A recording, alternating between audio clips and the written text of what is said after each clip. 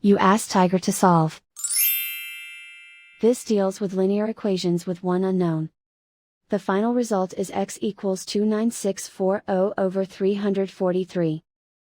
Let's solve it step by step. Simplify the expression. Find the lowest common denominator.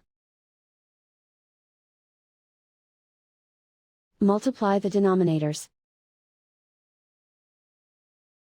Multiply the numerators.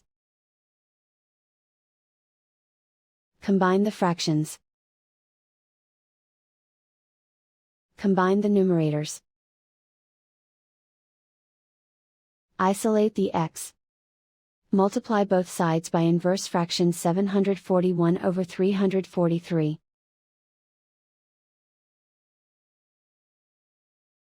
Group like terms. Multiply the coefficients. Simplify the fraction. Multiply the fractions. Simplify the arithmetic.